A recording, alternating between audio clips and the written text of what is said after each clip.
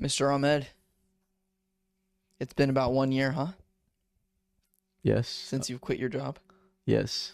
1 year this month? May 9th, 2025. May 9th. A little over a year. Yes. Okay. When you were sitting there May 8th, getting ready for May 9th, the day you send this email out. No, I sent the email April 28th, Oh, 2024. okay. So a little before. So April 27th. 2-week notice about. Yeah. So April 27th, that day you were sitting there, ready to send the email out. What was going through your mind? I was scared, but I prayed. And then I did it. I just wrote the email.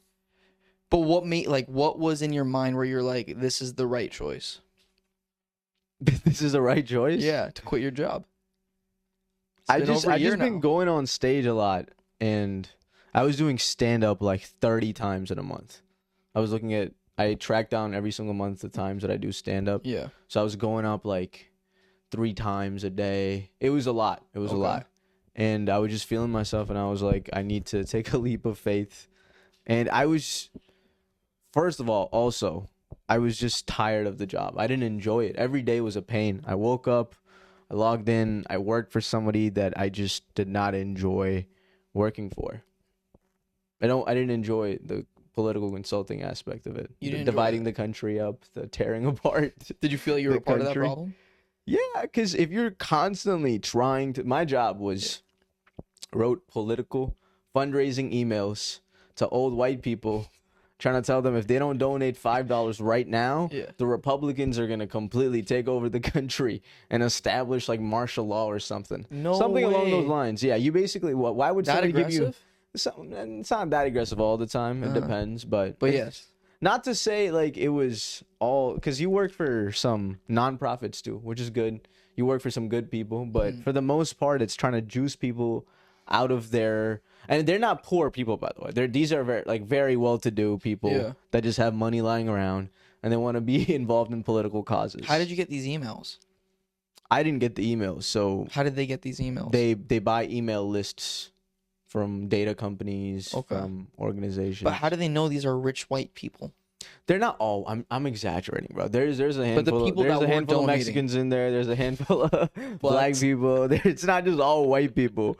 But the people that were to donate were typically older white people. They tend to be middle class.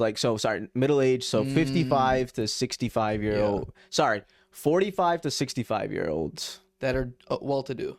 They're doing fine. They're not like scrapping for $1. Well, why would they be donating? Yeah. So I mean, you do need... The thing is, bro, to run any political campaign, you need grassroots fundraising. Yeah. But I don't think it has to be all negative to get the money out from people, right? And you felt like you were using pain points. I mean, I was just doing what the playbook told me to do, what the people wanted. You know, you try different things out. Not to say you don't try positive messaging. For some reason, the negative messaging just worked better. Sales tactic, yeah. Yeah. It's sad, but I just didn't like doing it, So you didn't enjoy it?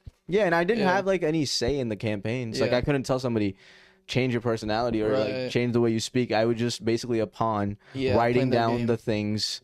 And I mean, I was part of like meetings with these candidates, so I got to see how they are behind closed doors and stuff, which was interesting. But I didn't have that much of a say. Were you disappointed in what you saw? Somewhat, yeah. Why? Because it's hard, bro, finding people who want to do public service for the right reasons. Like, nobody wants to just sacrifice their peace of mind for the sake of the country 18 hours a day thinking about it, and hundreds of thousands of people relying on you to represent them. That's a hard task to do, right? Yeah. But people do it for the wrong reasons. They do it well. I'm going to get this 6-figure salary guaranteed. Right. Guaranteed. Even if we like go bankrupt, these people will still get paid. They will, be at those discussions where powerful decisions are being made. And they'll get a seat at the table. Yeah. They'll get connections insane. Some of them might even get insider trading information, you know, which is illegal, but Okay. What was your plan though moving forward? Did you already create a plan, or was it whimsical, or? I had some. So the plan was 1, focus on comedy more. 2, study for the LSATs. 3, just all the auditions I got from acting and filmmaking. Yeah. Just focus on those. And honestly, just take a back seat, because I just felt like I was working way too much, and it just wasn't good for my mental health, as they like. Really? Did you feel like that? I hate saying mental health, But bro. it felt like that. The thing is, bro, I would sacrifice my mental health for something I believed in. You know, I'm not one of those people Right. that's like, in order to become amazing at something, you Yeah. have to sacrifice your mental health. End of story. But to do it for something you have no passion for, why Yeah. do it? Why let somebody else abuse you? And the only thing you're getting out of it is like a decent paycheck. Right. You know, I it's understand not what you're worth saying. it. Was cricket part of this plan? Not in May, bro. And not I in May. decided that like in July, 2 months after. July? Yeah, that's when I saw Before or after Costa Rica? before Costa Rica. Before Costa Rica. Yeah. And I then was you- like, okay, this is something I could do. And then cricket was something I was like, all right. Yeah. Okay. In hindsight now, Mm-hmm. how do you feel? Do you feel like you should have been more prepared on your plan? Or do you feel like you're good, over prepared? You're taking on too much. Your mental health has gotten better. This is a great question. I was thinking about this today. Okay. The biggest advice I would give somebody who's thinking about quitting their job, Yeah. please be disciplined. Because the thing is, bro, when you have a job, when Yeah. you have somebody to report to, and income to rely on, Yeah. you are automatically disciplined because you have no other have no choice. choice, You're going right. to get fired. Yes. So you have to wake up for my job, because they were East Coast based. I was waking up at like 7 a.m. I mean, usually I would wake up earlier, like 6. Just get But ready. yeah, you have every day, 7 Right. a.m. there's a meeting. You have to be there. Now, granted, all of this was remote, so you can be on the bed, Right. you know, Camera off. taking the nap while you're listening, and your name comes up. You're like, oh, well, yes, I'm here. You could do Wow, that. so you guys had daily, what are they called? Yeah, stand-up calls, whatever. stand-up call. Yeah, Yes, bro. stand-up. I hate those. The wrong kind of stand-up Yeah. calls. I know, yeah. right? Yeah, wrong kind of stand up, man. Yeah. So, I would say Yeah. be more disciplined, Be more because disciplined. you are the only one holding yourself accountable. Right. No one's coming to your bedroom and be like, yo, time to wake up. It's 12 p.m. Yeah. Not that that's happened to me. I think that's happened to me like once. I slept till like 12, but that was because I came back home late. From But yeah, stand-up. discipline, be more disciplined. Discipline. And I was able to quit my job, bro, because thankfully I saved up a lot of money. Yeah. Ethereum and Bitcoin went up a lot, and it really helped me a lot. Like, genuinely speaking, it helped my finances, and I'm happy for you. I'm still living off my savings. So I have not. The only income I've gotten is from Yeah. my IRS tax returns, I would say. The only income you've. Oh, Yeah, 'cause really? the tax return. Oh my god. But it's good. Like, I can still I still have like 3 more months where I don't have to worry about finances, and then I'll Then you start thinking about it. Yeah, I'll start thinking about it. But yeah, just discipline, Uh-huh. have some finances, because I couldn't. None of this would have been possible Yeah. without me having savings. Right, and, it's important. Been disciplined about saving Yeah. up money. And Bitcoin. None of this would have been possible without Yakoshi. Who's the guy who wrote the white paper? Oh, I don't remember. Yakoshi Sakamoto or something. Oh, Natoshi. Natoshi Sakamoto. Satoshi Nakamoto. Yes. Yeah. Thank Satoshi you, that Nakamoto. Japanese man. Who's Yeah. probably not Japanese. Probably multiple people, to be honest. I don't know. Yeah. So you're happy you invested at an early age into cryptocurrency? What's early, bro? Early 20s, sure. Yeah. Well, that's pretty early, bro. For most Yeah. people, most people aren't even invested. I'm out of crypto now. Yeah. I'm out. Are you I'm still in liquid. stocks? Yeah. You are. You're just Holding. writing it. Huh? Are you still? Yeah, writing just it? holding until Holding. I see. Yeah. So okay, so in hindsight, you're saying discipline is like that's the biggest lesson that you've learned. Discipline. Discipline, man. I struggle with this every day. Every day, because nobody's holding me accountable. Yeah, yeah. It's just you. I just me in 100%. my home alone. Yeah. You know, and I have to get myself out of bed, Yeah. work out, or go to the cafe, study, or write new material. Yeah.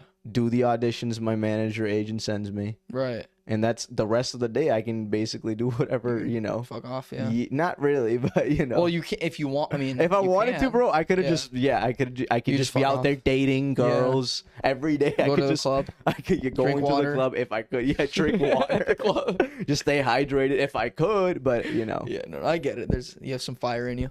So I've done zero partying in this last. Nothing like the only thing Not a that thing? party is Costa Rica, where we just it had physical activity. activities and we just hung out. There was no parties. No, there's no involved. partying at all in Costa Rica. Yeah. Traveling is what I've been able to do, I guess. Oh yeah.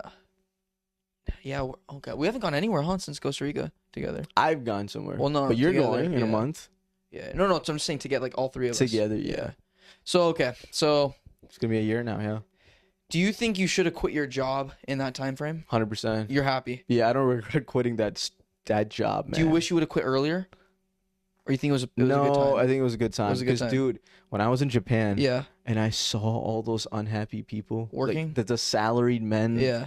They just looked depressed, and like you saw me in Japan, I took so many moments of just self-isolation, and I like It tends to happen quite a bit on trips with you. I was like, damn, am I really ready to? Because at that time, bro, it was You're very thinking about daunting. I was like quitting my job because I got fired from my first job right out of college, but that was like 2 months. You were only working there 2 months. So this was your No. I mean, like I was only unemployed technically for 2 months. Like I got fired after 2 months, and then I got a job right afterwards. Gotcha. That I made, no problem. And that's when we wrote Palms. When I was unemployed. I remember that. The greatest work of art, I guess, I've written on a script.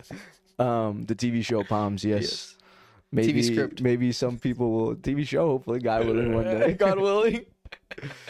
Wow, I've been thinking about it a lot lately. Yesterday, I was thinking about it a lot, just like the whole idea of it. So I wanted to ask you that. It's been interesting, bro. I would say though, again, I just wish I was more disciplined. Like I had a daily schedule, but it's just hard. Have you created a daily schedule after realizing this? No, I create a daily schedule like every week. But the thing is, following it, and not just that, because things come up, right? Because like my coach will text me, "Hey, let's go work out." Right now. I'm like, I'm not saying yes all the time, but I'm like, all right, let's make this work. Or like, I'll get somebody will call me to do something Moss related, or my parents will ask me. So it's like, because I get it. Because you don't have a job, there's more time for people to. Exactly. I get that, dude. Exactly. I'll talk about it later, but that's a trip, huh? It's like other people see like, oh, this guy is not doing much, so let's just Well, not doing much. It's just like, oh, this guy he doesn't have like a boss. Responsibility. I can just use him whenever I want.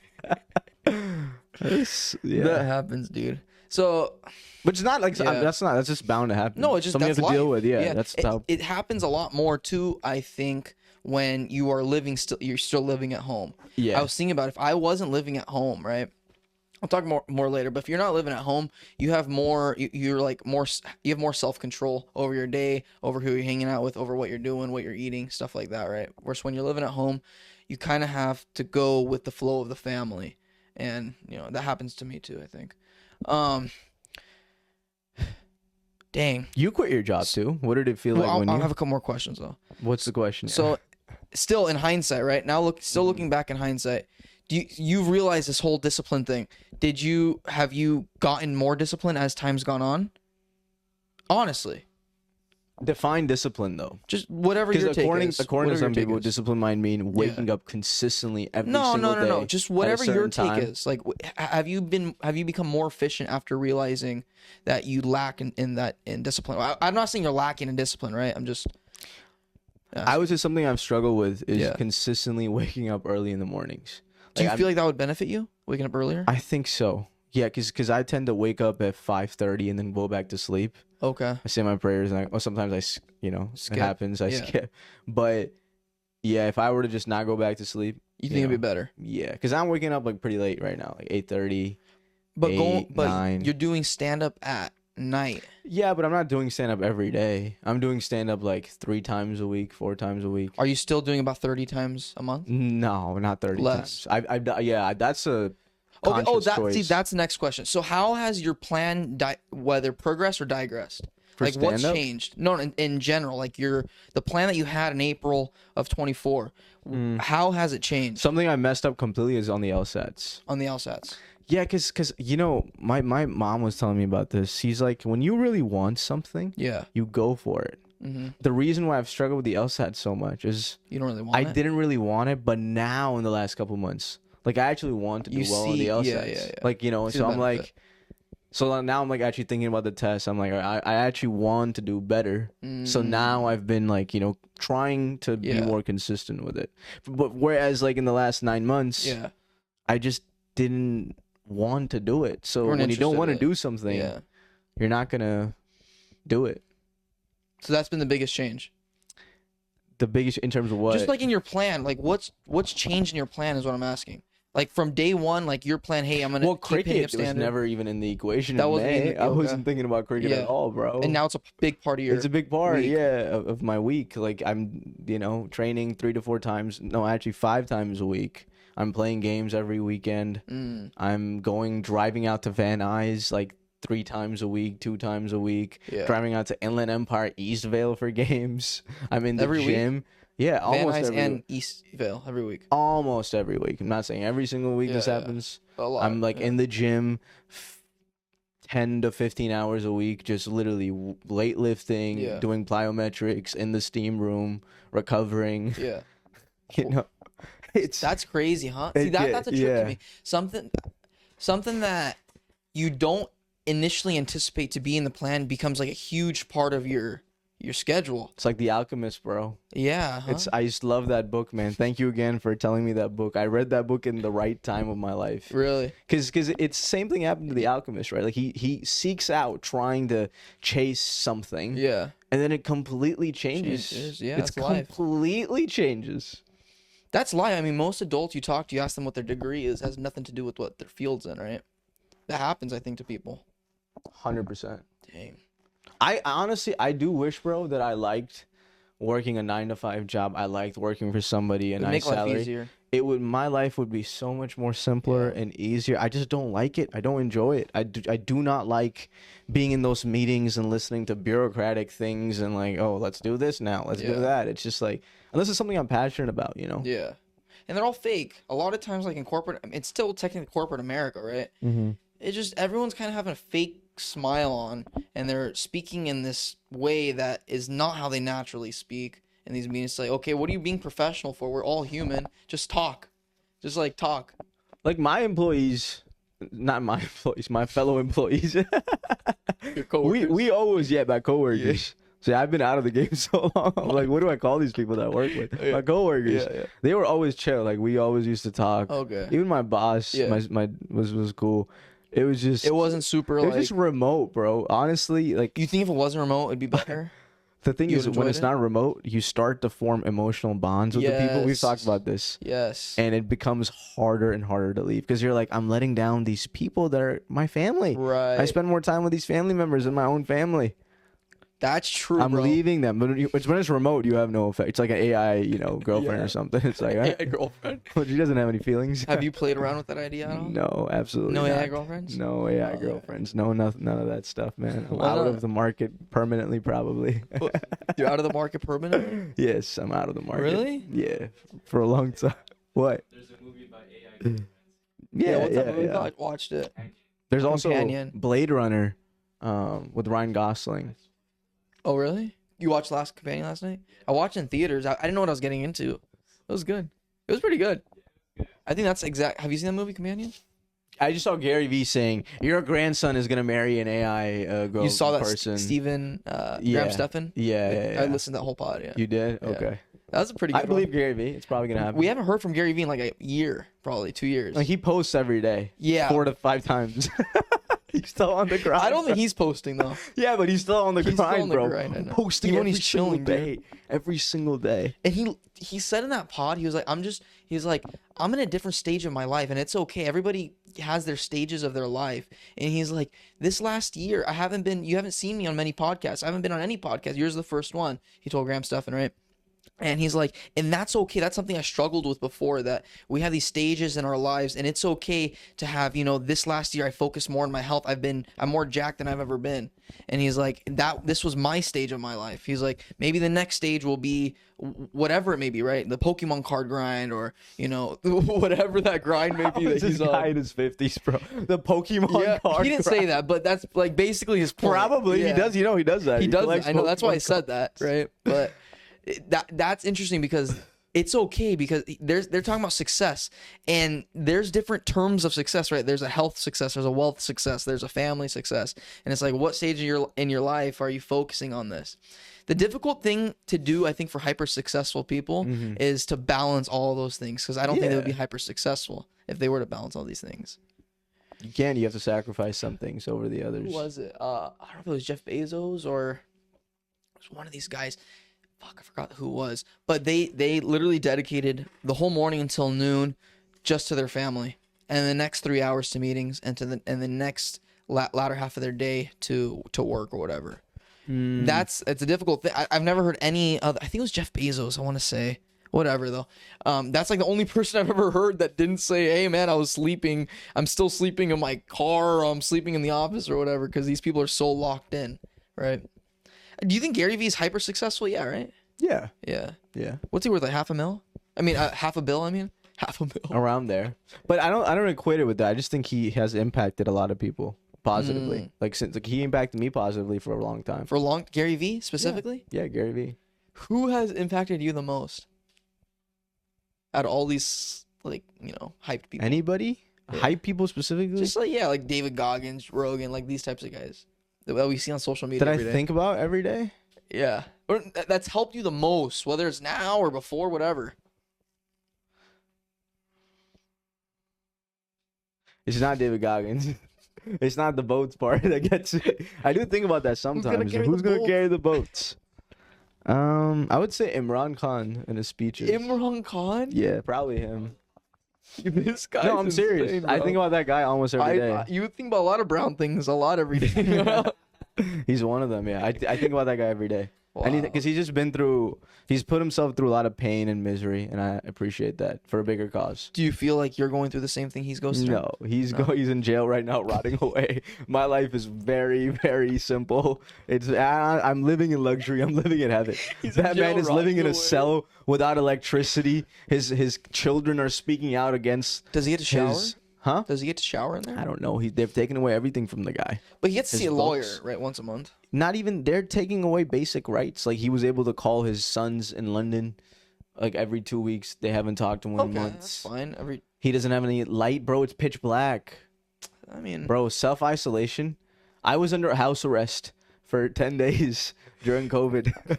Hold on. House arrest is crazy. It was house arrest. USC put me. Not house arrest. Bro, I was in a hotel room. That is not what it's called. I was in a luxury hotel room with $75 of DoorDash money to spend every day. $75 of DoorDash? What were you ordering? I lost my sense of taste. It sucked. I couldn't even taste anything. Just eating whatever. Just eating whatever. That first day though, I had some good food, but during COVID at USC. Anytime in 2021, if you got COVID, they would put you in a hotel room for 10 days. You were not allowed to leave at all. I snuck out once because I had to get some fresh air. But, bro, I was there for like over a week. Who's to know if you leave or not if you're in a hotel? There's cameras and there's barely nobody's outside, bro. So you're the only one everybody can see. They're watching you through these cameras? I mean, I was sure they're not actively watching. And I could have snuck out multiple times. But at the time, bro, I didn't want to become a, what's it called, super spreader. I was like, I don't want to kill somebody, you know? Yeah, Is that or what something. It was called? Yeah, super spreader. Yeah. That's crazy. I've never heard of that shit. A super spreader. Yeah, super spreading events. You know, never heard of that? No. Well, at the time, yeah. No, I was just spreading the germs, not the hose. Yeah. Wow, you could have had girls come over and stuff too, bro. But that was 2021. I had COVID. I couldn't it was wild, man. So I understand. I remember this. We did a pod during this time. Bro, people can see that podcast. Yeah, I looked so depressed. I've been the most depressed in my life during that time. Were we laughing at you? I don't know what exactly happened. I don't remember how. There was moments where I literally wept and just sitting down. I was just this is on. Crying? I was crying. Bro. Weeping is bawling your eyes out. Okay, I cried on more than one occasion. I can think. Wow. Yeah. What did your parents say? They were FaceTiming me. And I mean, just talking about. But I watched Succession a lot. I remember I binge watched. You're binging it? Succession. It was finals week. Actually, no, I don't even know, bro. I would just lay on I would work out a little bit. That was a big issue too. I was getting paranoid. I was like, this is not good. I need to run. I need to do something. 10 days is actually hard, dude. It's hard, bro. So imagine being in a prison cell without any light. Yeah. It's pitch black. No, but he's Imran Khan. You and he's 75 years old. Bro, but he's like 72. a superhero to the Packies. Yeah, but he's not actually Batman. He's a human, bro. But you see him as Batman. Don't you I see him as Superman. Yes, yeah. Even better for him. He could break out of that cell easy. He can't. Whenever he wants. It's a maximum security prison cell in Pakistan that's literally designed for terrorists. Like, he's living in a cell. I mean, he is technically a terrorist, right? He's not a terrorist. That's at what all. they say, though. That's what they're claiming he is. Yeah. Yes. So, I mean, if the government's saying it must be true, right? Yeah. Whatever the government says, yeah. So, Imran Khan, what about you, man? Who's impacted you the most? I already know the answer, Alex or Mozzie, but other than that, who's impacted you the most? Alex Hormozzi's crazy. That is the honest answer. That is an answer. That is the answer. Who else has impacted you? In business, yeah, probably Alex. Who do you think about the most every day? What celebrity are you thinking about? Alex or Mozzie? I don't think about celebrities every day, bro. Or you? What? I listen to Joe Rogan the most. Right. So Joe Rogan has impacted you the most? 100%. He's impacted me a lot. The most? I think in terms of my career, it's Alex Hormozzi. In terms of like life? Yeah, like So being you think rational. about Joe Rogan as soon as you wake up in the morning. Yeah. You're like, the Joe Rogan podcast. Like Joe's Trading life. my day. Joe is love, Joe is life, Joe is love, Joe is life. So how many Mr. times a Rogan. week are you thinking about Joe Rogan? I listen to like 2 or 3 podcasts a week. So every day, things come up. No. In the morning, afternoon, night. I mean, no. Train by day, Joe Rogan podcast by night, all day. I probably see a clip of him on Instagram almost every day. Every day. You Really? probably see that too. Rogan? Not every day. Really? I see Rogan probably a lot. I see Alex Hormozzi the most on my feed though. Yeah. Something I've been replacing screen time with is reading. So That's great. Congrats. I'm better. Congrats, man. That's what we all should be doing. I did that for a long time when I was very lonely. Oh, it feels so good, Yeah. bro. It feels great. Yeah. In 2020, 2021, I deleted all social media. And I mean, I was on and off, but I deleted social media completely. On and off. That's the thing. You Yeah. can never completely go off. It was honestly, you know what? Why, when we're doing our trips, I downloaded to post our things, and then. But I was reading a lot. I read like I think over 20 books within those 2 years. Impressive. That was a great time.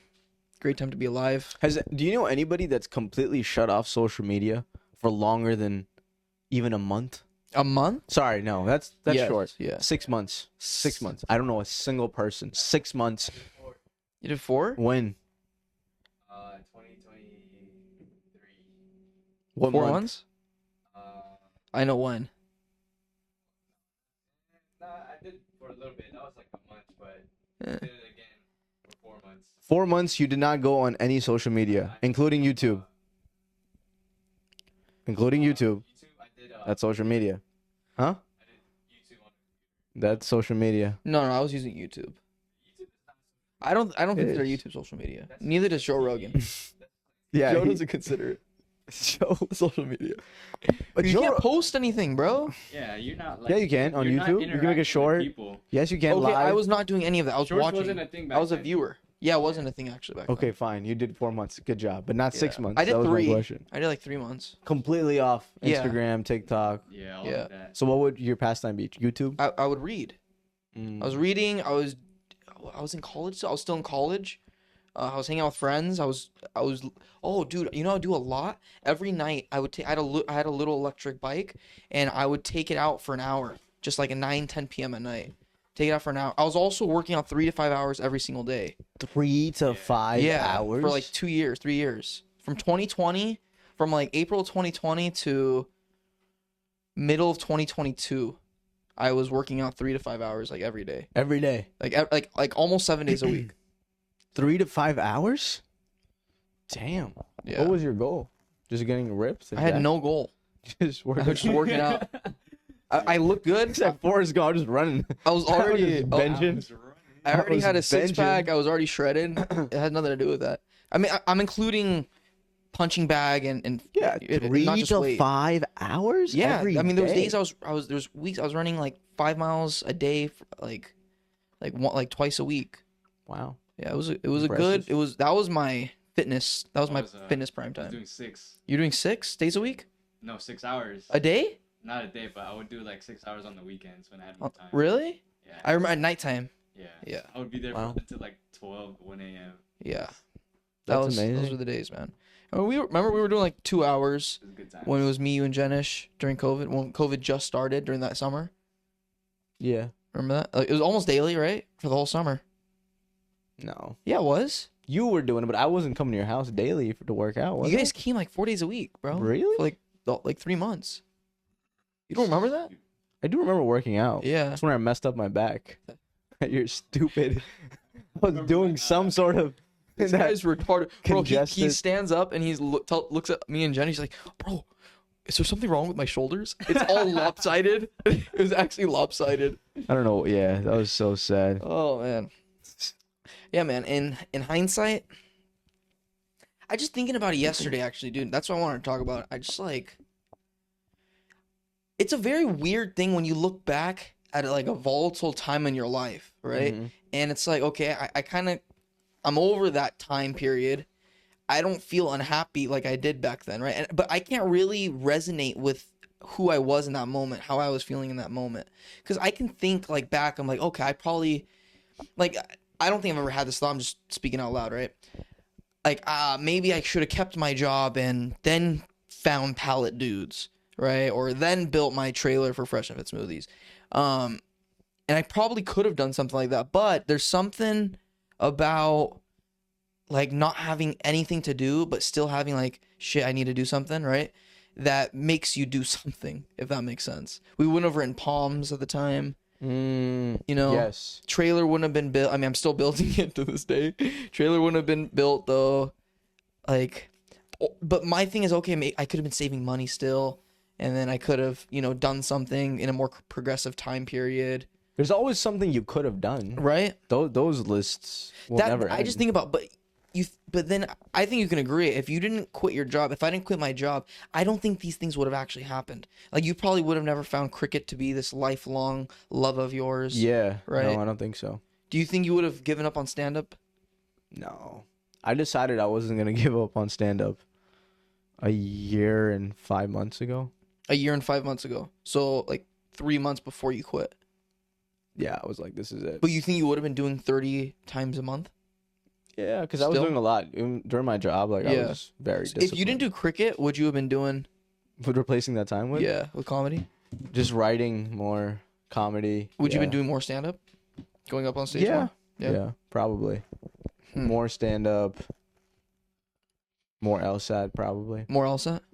Yeah, but I've actually enjoyed, like, liking the test. Like, You have to like Like something studying. sincerely. Yeah, I get what you're like the saying. test now, yeah. dang, yeah, that's a It's trip. interesting. The thing is that what you were saying is true, bro, because when you have a job, Yeah. you have an income coming in.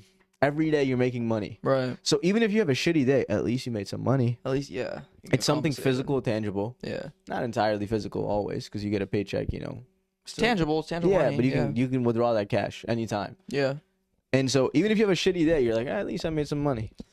And every day that's the case, right? Because Yeah. you have a full-time salary job. But if you don't have a job, Yeah.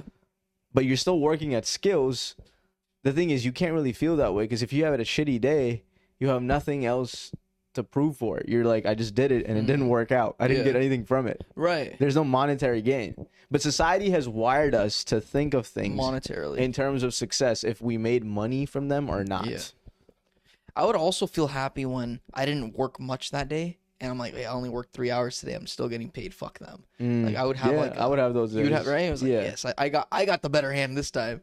Yeah. The funny thing is, businesses know that this happens, right? And so they're the casino. The business is the casino, and they know what the employees are doing, whether it's to play them or to win for them, right? They make up those hours. They'll make Yeah. you do, yeah. Well, your job has to be producing like threefold what you're making in order for it to make sense for a business, right? If I hire somebody and I'm paying them $17 an hour and they're only producing me $34 an hour, I'm like, okay, well, not really a point. I'm just getting more headache. I have to pay for some insurance. I have to pay for taxes. Like, why would I do that? It doesn't really make sense. So they have to be making like threefold what you're producing. Yeah. That's a good point. Yeah. They have to offset those costs somehow. Yeah. Yeah. More than offset, or else it makes no sense to have you. That's why, like, what is it called? Downsizing is such a big thing, especially in corporate America right now. Downsizing is huge because people are the most expensive cost. Yeah. Right? That's I mean, any business, yeah. Yeah. Just a weird thing, bro. Just looking back. I would just say I think things do make sense in terms of why people want to be doctors or lawyers is it makes because a lot of sense. it's Secure, it's man. public. Not just that. I think it's public service. Like, you know, when you directly help somebody, you feel good about yourself. I don't know if it's public service.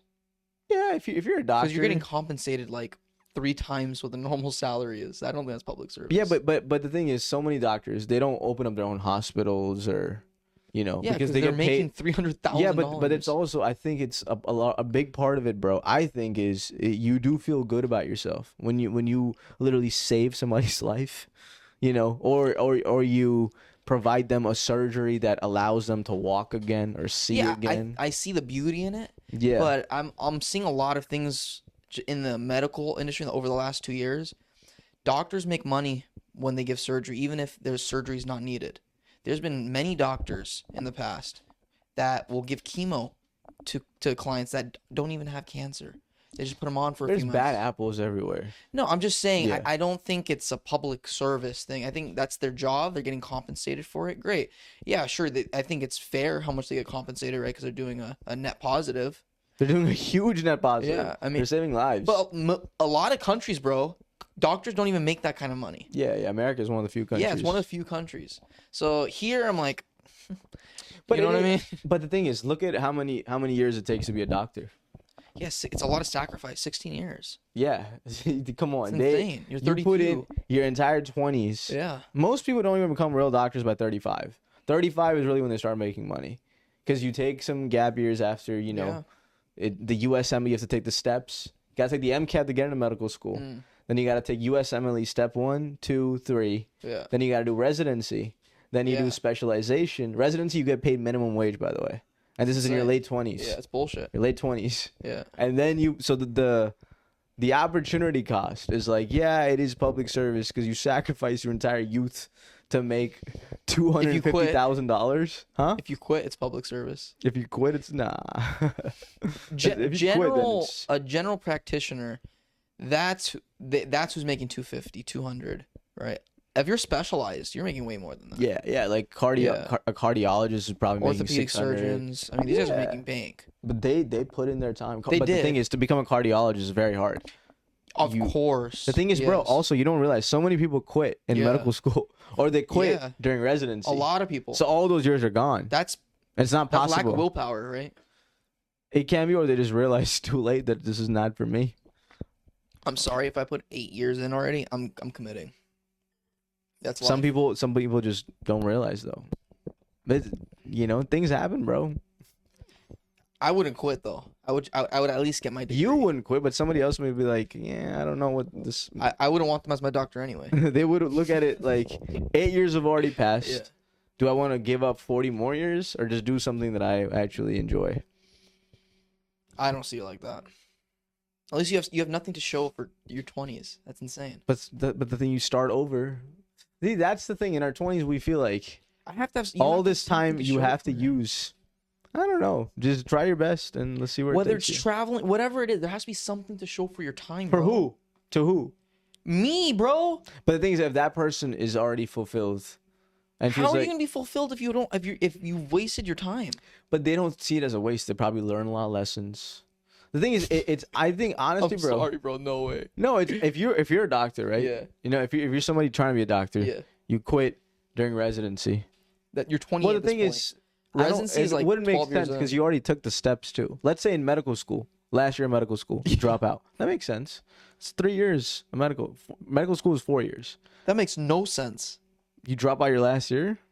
Medical school is what, like your first 4 years? Medical school is 4 years after college. After college, yeah. So you're in your first 8 years still. Yeah. So And you you're quit saying in the last in year. your first year. No, you were in your last year of No, medical that school. doesn't make any 2 sense. days before graduating medical school, Makes you're no like, sense. nah, I don't want to walk. You're already like $300,000 in debt from college and your What if grad they school. decide to be the next Mark Zuckerberg? They're like, you know, I'm gonna create the It next. makes Facebook. 0 sense, bro. They learn a lot of lessons. Maybe they found their wife. What about that, huh? That's not worth 300,000. That is a wife is. So you're saying your number one wife is $300,000? bro. That makes no sense. That doesn't even correlate. It's like saying you're going on a $300,000 dating show. Would you ever do that? No, but if I already found my wife, exactly, but it she doesn't already make found your sense. wife. Do you get what I'm saying? But You're spending $300K. How much do you think a wife school. should be worth? Put a number on. Free, bro. Free. Love is free, dog. You heard that, Alexis? Yes, It's free. love is free. He's saying you're free. I found her for free. Instagram, brother. A free That app. is true. Free, yes. Yes. I'm not paying anybody to go meet But somebody. they didn't pay to find the wife. You're confusing correlation with causation. No, bro, I'm not. You're Yeah, you confusing correlation with causation. No, because they just went to medical school. They happen to find a wife. They're like, yeah, at least I found a wife. Okay.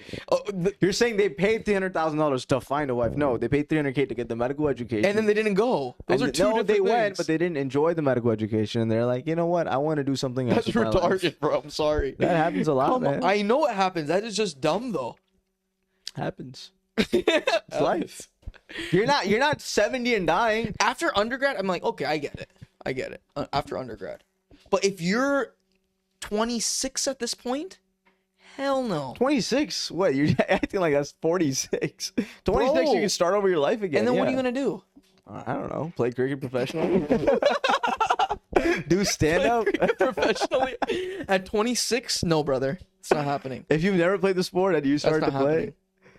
probably I would Any never say professional Sorry, sport, I would yeah. never say never though. Never say Okay, never. there have been professional boxers that start in their mid 20s. Really? Professional They've boxers. never boxed before. No. They start like 24, 23, 24. That's happened. One guy that was Who? a beast. I forgot his name in like the 50s. Why did he start boxing at 23? He was an immigrant and he was a fighter. So what? He wanted to fight people? Yeah, he was a badass get welfare? Italian. Yeah, literally, bro. He was a badass Italian guy, just What was very his name? hardcore. Forgot his name. Can you look up boxer that started in his 20s? Italian boxer. Italian boxer, yeah. It's in like in the 50s or 60s. That's very inspiring. Um, Is it Rocky? No, not Rocky. You know, brother. Sylvester's Italian, I think. Stallone? Maybe. He's like half Yeah. Italian or something. I don't think any other sport though I've ever heard. Maybe golf. Yeah, you can become a professional golfer if you start At in your 24? 20s. You want to be a golfer? No, I wouldn't. Why not? I wouldn't want to be a pro golfer, bro. I love the sport, but I'm not in love with it. Does that make sense? Yeah. I can't play every single day. I Golf? did this for 4 years. I played You every didn't single enjoy day, it? 5 days a week. Didn't enjoy it. Like, didn't enjoy playing that. If it was 2 days a week, fuck yeah, it'd be amazing. 3 days a week, yeah. But 5 days a week, after practice 2 hours, then a golf game after. No, brother. No, thank you. You have to really love something. You have to yeah. love something, man. Beyond love, yeah. It's like a special thing. You Yeah. can't live without it. I agree, man. So what is that thing for you that you love? That I love You could the do most? every day. Freedom. Yeah, but specifically, what do you want? Something that you're like, every day. Yeah, I could do this every day. Shit, 26 hours. I in a could day. do this every single day. Podcasting Yes. every hour of the day. Just talk. I could do this. I could dedicate 8 to 12 hours of my day to podcasting. 7 days a week. 100%. 7 days. 7 a week. days a week. Okay. Rocky Marciano. Rocky. Yeah, got it. my God, this guy's right. I think that's what it's based on. Is it based off that Rocky guy? No, it's not. Is based Rocky on the it. entire movie based off an Italian immigrant who comes to America? He is.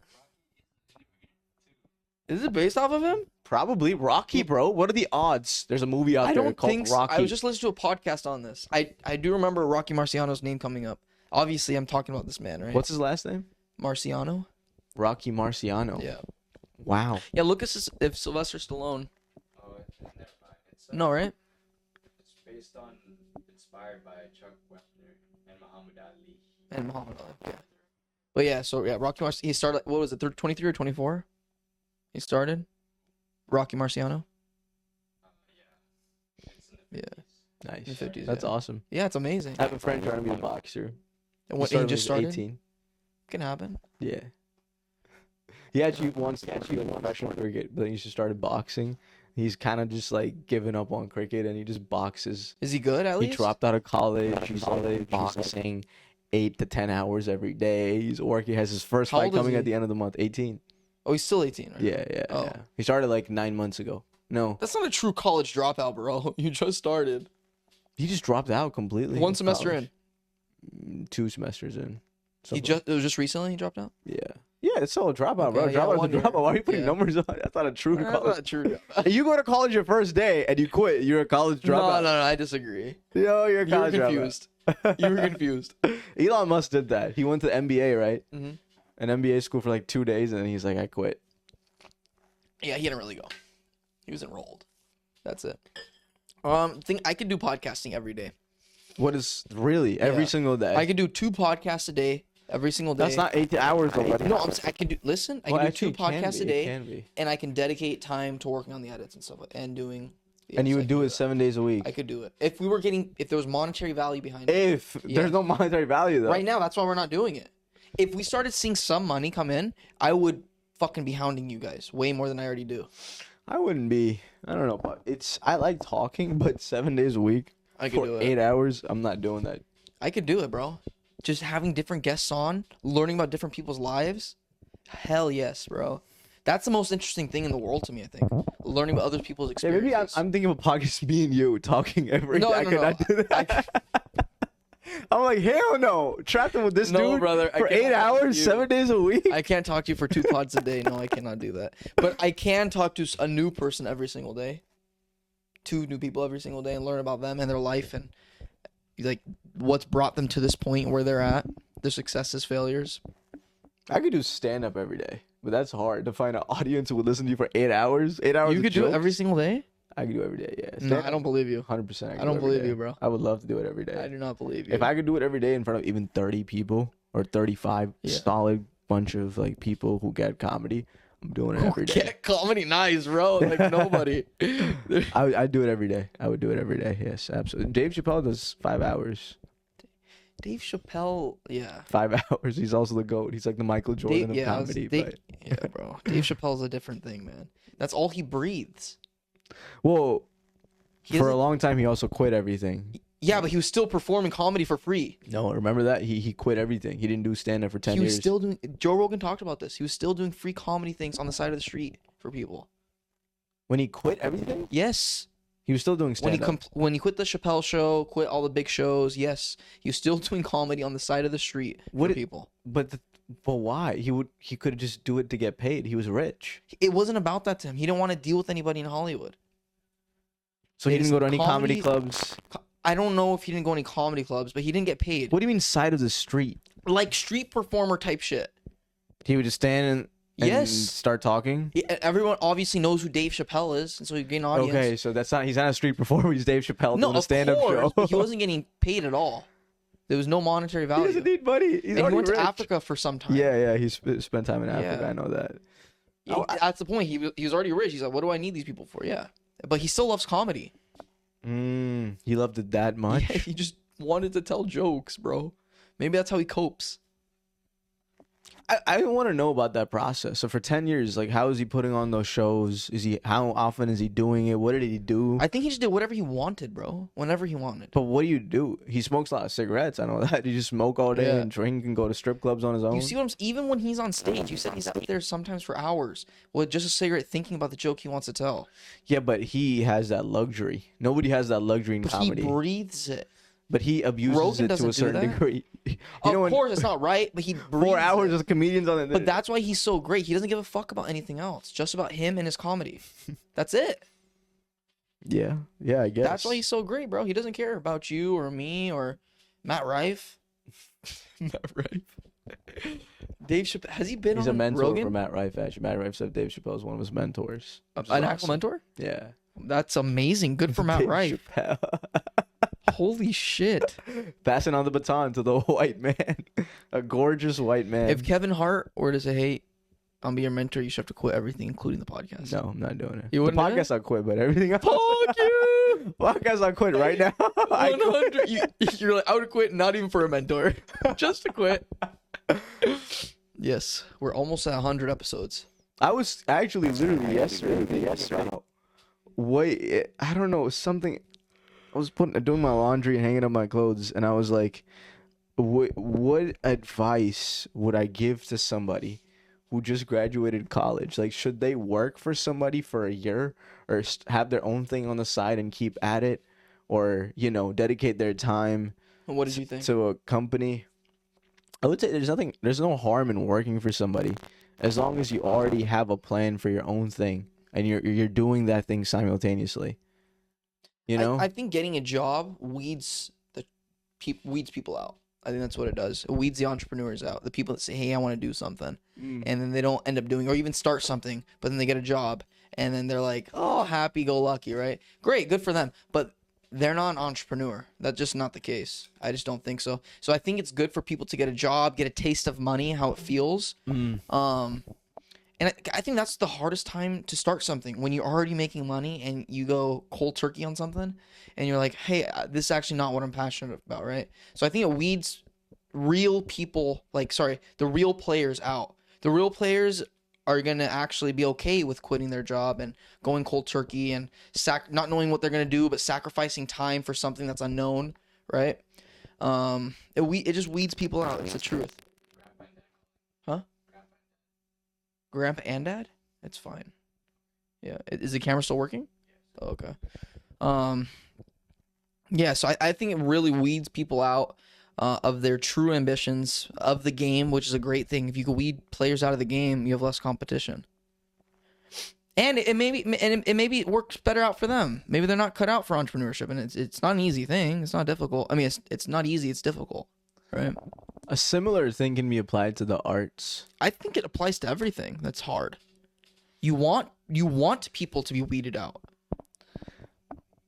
I don't know. I was this guy invited me to organize a comedy night for a restaurant that just opened up. It's a Pakistani restaurant. Oh, nice. And there was a whole committee of these Pakistani people deciding to plan this comedy show.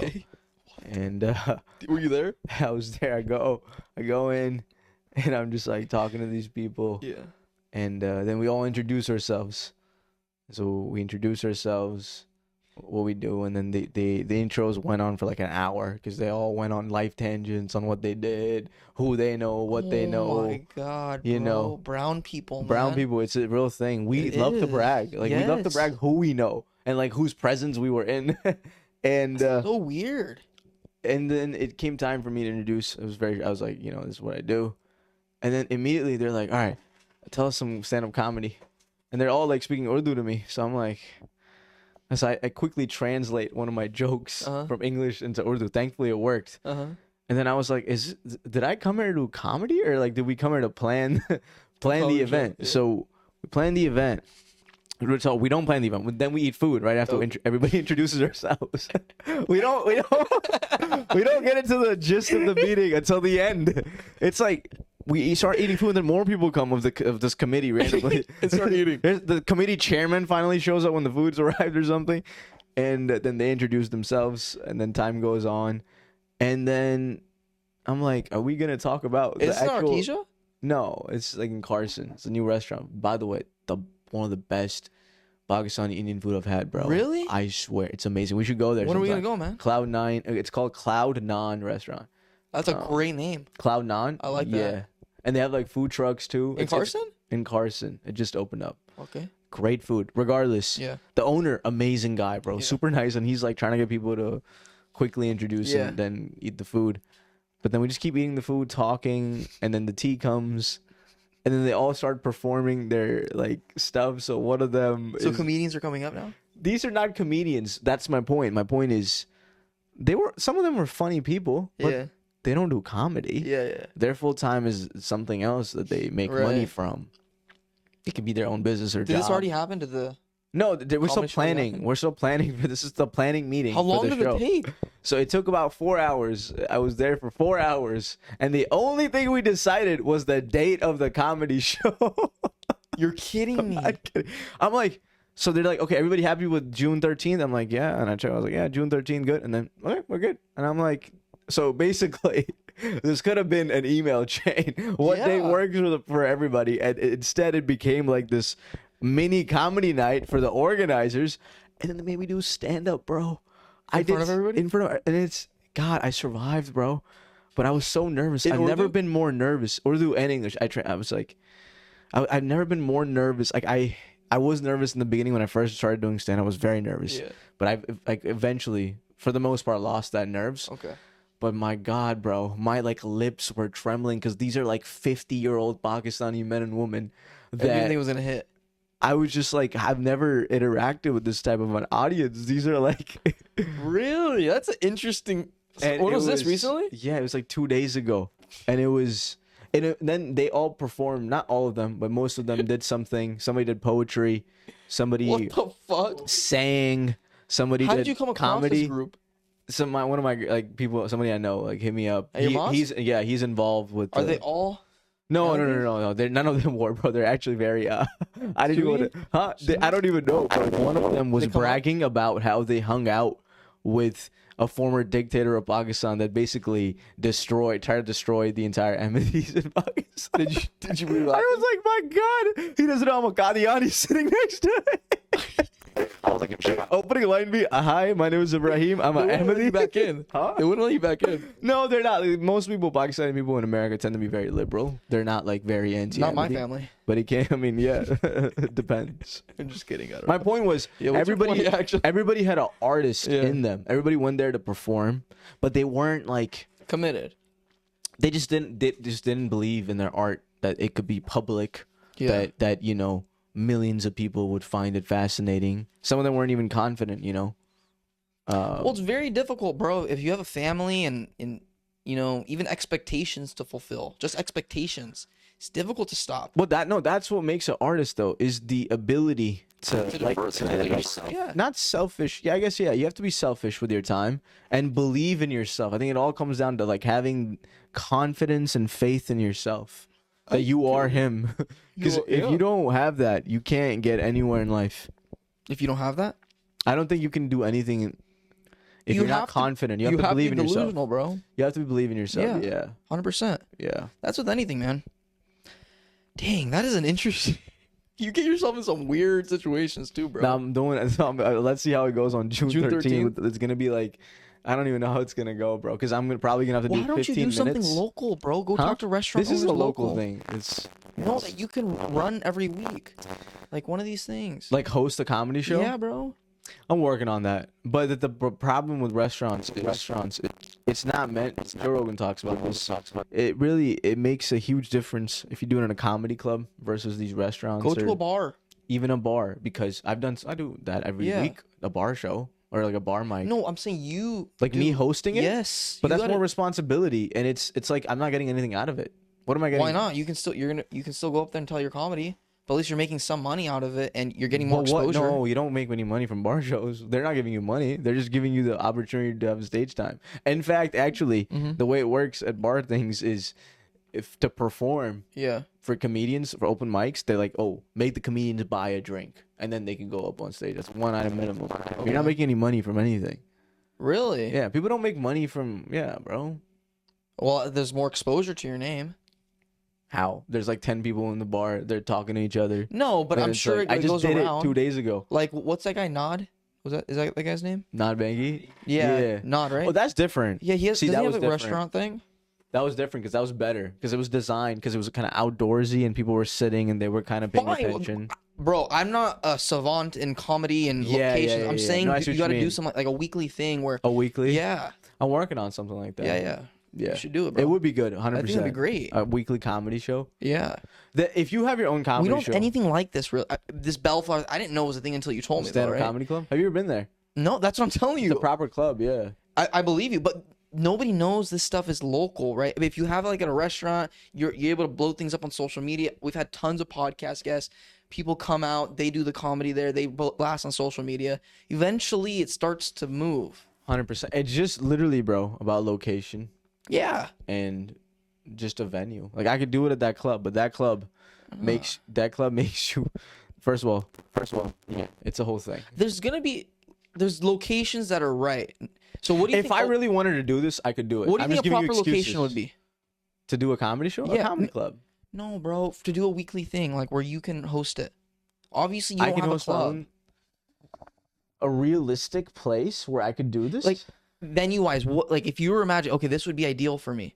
What kind of location would be? What would they have outdoors? What indoors? Food, no food, coffee, no coffee, smoothies. A cafe. A cafe. Yeah. A Okay. cafe. Hollows? No, but No, a cafe. yeah, Yeah. With little to no food. Only drinks like coffee, croissants. smoothies. Yeah. Yeah, not even that. And you order, everybody orders, and then you watch the stand up. Like, you can't order when the stand up's happening because that kind of, Defers, yeah. yeah. But I don't think that's gonna be. Yeah, a cafe is the only place I can think. A restaurant, yes, if they have like outdoor seating and it's like a dedicated mic and sound system and stuff. Look, it's very possible. Yeah.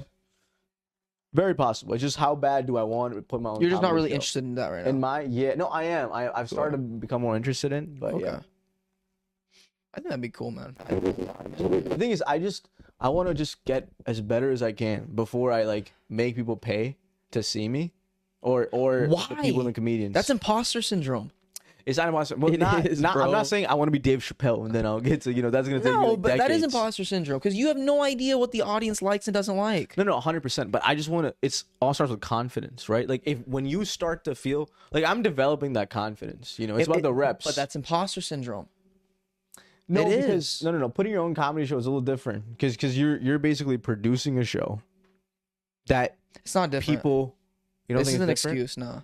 It's like anything, excuse. Bro. It's like anything. Like I really don't. When I got the first warehouse, I thought, what the fuck am I doing? I still live at home. What am I doing with industrial location? Like what am I doing here? I bought $10,000 in inventory. I'm like, what am I doing? First time I sold 2 pallets, I remember my dad and Jessica were there, and it was the first day I got all the inventory, and it was like 9 p.m. at night. This guy and his daughter came, and they're like, we'll give it a shot. How much? And I told them, and it was $1,500.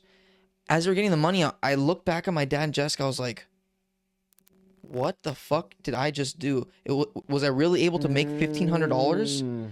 Do you get what I'm saying? That's amazing, yeah. But I wouldn't have known that's possible if I didn't just do it. 100%. That imposter syndrome I think that's one thing that holds people back to the max, bro. Whether it's with schooling, whether it's with a job, whether it's starting their own thing. It's that, dude. So you're saying take the chance. Who cares if it doesn't work out? I don't even think it won't work out. I think it will work out. No, I know it'll be fine, but it's No, I could do it. It just my qualm with this is I don't think it's a confidence issue. I don't think that's the problem. You think it's just an excuse issue? I think it's an excuse issue, and you're using imposter syndrome to justify justify it. Yeah, it might be. Because the thing is, it is a lot of responsibility. You have to sell the tickets. You got to get the comedians on. You got to deal with bullshit from the venue. You got to do all that stuff, and I need to see the pros of it to make it worth my time. But I can definitely. I'm working on something like that. Something like, I'm not saying maybe that. I don't know. I'm just, shooting ideas too. There's a show that I'm doing. Yeah. It's a private show. It's like these senior citizens. Oh my God. When is this? Soon? Yeah, soon. I've been trying to do this for the last 3 months. I keep going back and forth. They reply to emails like 2 weeks later. I call them. It's like a whole thing. It's a lot of work. That's what I'm trying to say. It's a lot of work. But it's it's like for these. It's perfect because I don't have to worry about any ticket sales, anything. Right. People live there, and it's like 50 or 100 of them, and I'm like, I can do this every month, and I'm like, first show, I don't want to get paid because let's see how this goes. Oh, they're willing to pay you? Yeah. Oh, great. They're like, oh, free, sure. Because bro, they have every senior living facility. I realized has an activities director, and they're looking to, use up time for these senior people. Great. They don't have nothing to do. Yeah. They're just like going to the movies. Yeah. So I'm like, okay, a comedy, people will pick on you. We'll give you some time, spend some time. Are you gonna do crowd work? Yeah, it's gonna be like 5 minutes. Can I go? It's a private thing, bro. So you can't. Is this the one in Cerritos? The senior living right there? The one by college? It's that one. Yeah. Yeah. Again, it has been confirmed, and then I need to email. Let's see if it actually happens. Wow, it'll be next week. That'll be very cool, bro. Yeah, but I've been trying to see. I contacted some restaurants in Little India. Okay. Been talking to again the most flaky people. Yes, Indians, bro. Yeah, but the thing is, it's the perfect venue though. Like I looked at the venue, I was like, oh, this is a great place for comedy because the way the seats are aligned, I could put a mic. Why do you want to stick with brown people? It doesn't have to be that. It could be any other place too. I guess. But the thing is, because it was broaden your horizons. Yeah, I could. But the thing is, which restaurant would I do then? Let me think. I can give you some. If you want my ideas, I can give you ideas. Is there Hispanic restaurants? I don't even know if Hispanic. I'm just saying. I feel like you're sticking in the brown community. The problem is, no, I'm not because I'm doing it for senior white people. It's gonna be. I'm actually kind of scared. Yeah, that's great. It's gonna be. That's the point. You're more afraid to do that, I guarantee, than a bunch of brown people. Honestly, a bunch of old brown people or old white people. Probably old brown people more scared. I'll tell you why. Because old white people, you could say everything. You could say anything. With bro, but these brown people, you can't even curse. It's PG. The level old of white people too. Yeah, they've done. Come on, all of them had sex at 18. These what are you No, talking bro. about? Like They brown all, people too. India is like the second most populated country in the world, bro. I guarantee it's but not these are. sex before marriage. It's I don't know. We'll see how it goes. I could do a restaurant. My only concern is, bro, the food. It destroys. When you try to do comedy outside of a venue that's not This meant is for advice comedy, you've heard. This isn't this something that you've done. I have done in practice. I've done restaurant shows and bar shows, bro. I've done so many bar things, like, and you feel like it was stand-up, completely it's different. horrible. I've never been to a bar and done comedy and be like, wow, what an amazing piece of people. Like I've survived. Yeah. I've never been like, oh, wow. And the reason because they're eating or they're They're busy drinking, talking. they're talking. They're not there for the comedy. They're there to just hang out. So it has to be marketed as, oh, this is a comedy / restaurant show where it's meant to be for comedy. Oh, I have an idea. What's the idea? Why don't you start a restaurant of your own and then incorporate comedy in it? Absolutely. It's not. only probably like a $1.2 million. Probably the hardest business in America to run. A restaurant. Yeah. The margins are like less than 5%. It's garbage. It's insane. Yeah. Restaurant business is unfortunately garbage. Let me play cricket first, bro. I'm trying to make me be an entrepreneur as well. I'm gonna die before I do anything. I'm gonna die as a guy that tried to do everything. Jack of all trades. Jack of none. Jack of none, master of none. Wow. Died at 27. No, but it's good that you're doing things, bro, like this, I think. Like, like the senior thing, the restaurant, the new restaurant thing. Let's see if it works out. Yeah, exactly. At least you're doing new things. Rather if you're just doing open mics, yeah, open mic, 100%. Yeah, I know. Open micing is. They're all jacking each other off. Pretty much, all these open mic guys are all jacking each other off. The problem is they're not jacking each other off enough because they're just like on their own phones. It's afterwards though. You hear, bro. Oh yeah, good shit, bro. Oh yeah, that was good. Always, you come off stage. They give you a fist bump every time, bro. Every time I go, I'm like, these guys are full of shit. I know, because they want that for themselves. They want somebody else to tell them that. Yeah, good stuff. Good stuff. I hate those two words. It's good fucking, stuff. Yes. Good shit. Always, bro. You know, I've stopped like fist bumping people. If I really like their set, I'll be like, have a conversation afterwards. Yeah. If I'm just like. I'm just like. Yeah, I don't think you should tell somebody you like their stuff if their stuff is bad, in your opinion. Yeah, no, I don't think I've ever done, but I do like if I like somebody, if I'm friends with them, I'll fist bump. If I'm a comedian is a friend of mine, you know, I'll be like, yo, you know, sit down. But do you critique them ever? Yeah, that's important, bro. I do tell them what stuff is good, what stuff isn't good. Yeah, and whether they listen to you or not, it's their prerogative, right? But I think that's a way better thing to like actually critique somebody rather than just. Nice, man. Fuck off. That's not a. Why are you copying Mike Sesson there? Good stuff. You sounded like. Oh my god. What he kept saying in his stand up that day? Oh, that's right. That's right. That's right.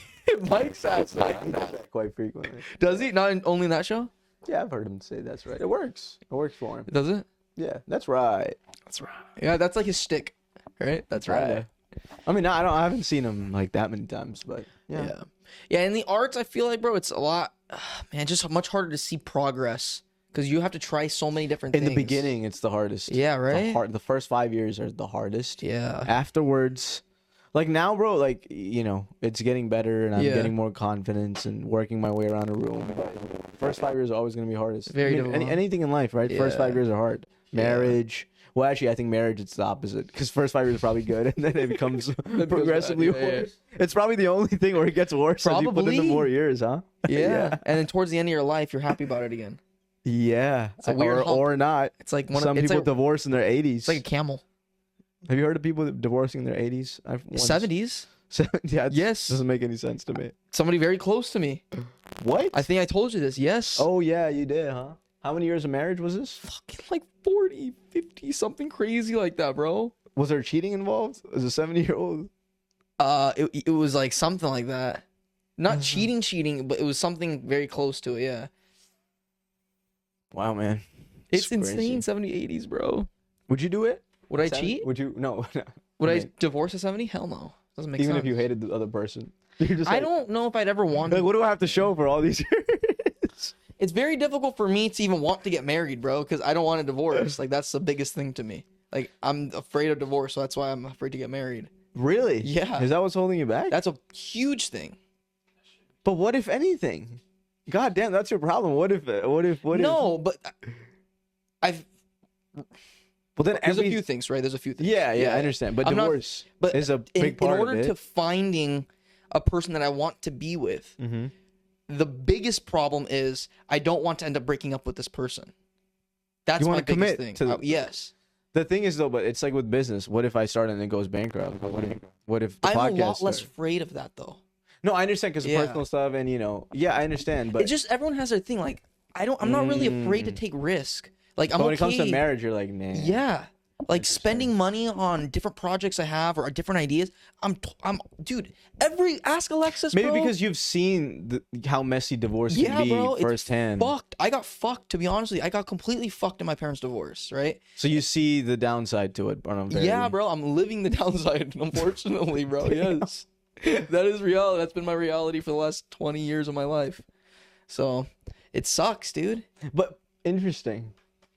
I don't even know what to say to that. Yeah, there's nothing to say. It just sucks. But you can mentally get over that. Eventually, you'll need to get over that. Yeah, I mean, I'm gonna get married, but I just have to make sure it's somebody which I think. I mean, I'm with this person for over 2.5 years. The biggest thing is it's not necessarily the word divorce. It's the word breaking up. I don't want to break up. I hate breakup, bro. I hate breaking up with people. You've done it before? Yeah, bro. I've done it before. I hate the line of breakup. You broke up with someone? I hate that shit, dude. It sucks. Friends, I don't like not being somebody's friend either. But it's a lot easier for me to not be somebody's friend. If like it makes sense. Yeah. And marriage. Marriage, yeah. You're divorcing your friend. No, but it does suck, bro. If you're not able to be friends with somebody because of something they did, or Yeah. I don't like that shit. Interesting. I didn't think about it, and so that's a huge thing. Okay. Yeah, but in business, like a lot of people, that's what stops them, right? It's a financial security thing. Bro, I am naturally and extremely. I could be the most frugal person you know. Like I can be that guy. I don't want to. Like I don't think I am. But if all goes to shit, brother, I'm okay just eating fucking ramen and quesadillas. Like I'm totally good with that. If I'm eating by myself, my parents don't make me something to eat, I'm eating quesadillas breakfast, lunch, and dinner. But couldn't somebody say the same thing about divorce? Like you could just be eating ramen noodles on your own. What do you mean? What you said quesadillas, No, but you could just be living off. Because of divorce happening? Yeah. No, but I'm not worried about the financial instability. I'm worried about emotional. Yeah, bro. Mental. That shit sucks. Oh, interesting. So you could handle the pitfalls that comes with failing in business, but you don't think you could do it when it comes to relationships. Yeah, I don't, bro. Well, at least you recognize a sign of maturity something. that you recognize that. That's good. I'm very real with myself, bro. I'm very real with my pros and cons, and I know what I'm not good at, and I know what I am good at, and that's just what it is. Unfortunately, like maybe fortunately, that I know. Thing, yeah. Good thing to be self-aware. It's very good because then there's been times with Alexis or my parents, whatever, I know when I'm doing something wrong, right? And I can own it. And I think that cools the air a lot quicker, right? I think I'm a hard-headed person, but if I know I'm wrong, I'll admit it. Not a problem. But if I genuinely think I'm right, that's when I'm like, I'm not going to admit it. I'll justify myself to the end. So what if you have kids? What are you going to do then? About what? Like, you just have kids like right now. You're going to have to marry Oh, that of course, person. I'll have to marry the person. Oh, so you do believe in that? Yeah. Okay, that's good. No, I believe in marriage. No, I know, but I'm saying sometimes, like this happens. I'm telling you, like people get married. Yeah. No, sorry, people don't get married. Kids. They just have kids. Yeah. And they don't ever get married. They don't ever get. This happens a lot. But what? Stop! I don't understand that at all. Because it's just a paper. But you already had kids with them. I think having kids is a way bigger deal than getting married. Yeah, so just get married then. I agree. Yeah, it's fine. Go so to all the it courthouse takes and get married. So right now, for you to get married, you're gonna have to become a father. That's all it's gonna. It's gonna take 9 months of pregnancy for this man to become a father. All right. No, sir. Alexis, I think you know what to do. Not happening. I think I know what you need to do. Not happening. Sorry, buddies. Oh my god, I would laugh my ass off, bro. If that happens. No, that's actually not good at this age. No, 24. it's not good, bro. I'm not ready for that, man. I'm just imagining. But if that's another thing, dude. If kids happen, it happens, dude. Like it happens after 25. I think you're ready. Your prefrontal cortex is there. I think after after 21, 22, if you have kids, you have no reason to complain because that's just responsibility. Really? 21, 22? You're a fucking adult, bro. Nah, I think 25. No, After bro, 25. you can't complain. You're an adult. 21? Yes, you are an adult, dude. You know what you're doing. I don't think, honestly, anybody becomes an adult until 25. Yeah, because you're not 25 yet, bro. Next year is going to be 28, and then it's going to be 30, and then it's going to be 35. And we're still going to be doing this podcast with 1,000 followers. 75. Well, technically, let me get to 80 first, bro. Let me go adult first. Exactly. No, I genuinely 25 because science proves prefrontal cortex isn't developed. Me and you, well, mine is a little more developed than yours, but you know. Yeah. By a few days. By a week. By 10 days, actually, 12 days. Yeah, by 10 days. There you go, bro. No, Congrats. but it's an actual thing. I don't think. Yeah, but I don't anybody's- think it doesn't mean you shouldn't have a kid. At 21, 22? Do you think you could have handled a kid at 22? No, but I would have owned it. Obviously, yeah. You're Yeah. saying don't abort the baby or Yeah. give it to foster care. Yes. I don't think you should ever do that. I don't. Yeah. Even if you're like 14 and you're a dude. It's very tough though. But I can understand justification. Like there's more. I don't think you should do it, 14. but there's way more of a justification. 14, you should have never gotten horny that early. Bro. You should never should've- had sex, dude. That's insane. 14's crazy. That's very sad. Yeah. There's a lot of responsibility. Oh my god, at 14, how are you even thinking about? I mean, wow. I wasn't thinking 14. I wasn't thinking about sex, man. Really? No. I don't. Yeah, 14 is just like you're not even. I was also a late bloomer, I think, in terms of puberty. So When did you realize you were a straight man? What? last year, It's an evolving process. I had my first crush 8th grade. 8th grade. First So you were crush. 12 years old then. I was 12. Yeah. 13. Some of that. I was not thinking about sex. I don't even know what I was It's a very thinking about. violent thing. Sex. Yeah, to think about it in an early age at It's 14. very weird, right? Yeah. I think in America, it's. What do you think about sex education? I don't think it's needed. I don't think. It's not rocket science. It's needed because of Yeah. what happened. What Other happened? cultures don't have sex education and they don't have Because they promiscuity. don't have to worry about kids having sex at that age. Because expectation. But why though? We have a different culture here. Yeah, it's a culture thing. Yeah, it's a culture thing, 100%. So they need to have sex education because of the American culture of sleeping around. Yeah. Basically. I don't even think it works, to be honest with you, sex I education. think it makes it worse. Yeah. Because people, oh, bro, everyone's joking about the fallopian tube. Do you So remember then that why shit? do it? Yeah. Oh, do I do sex education? Why does America endorse that? Or Have sex? why do middle schools and high schools have sex education? I think it's part of our marketing culture. Like, you see naked women everywhere, bro. I don't a bigger think part you of a see that in problem. Pakistan, bro.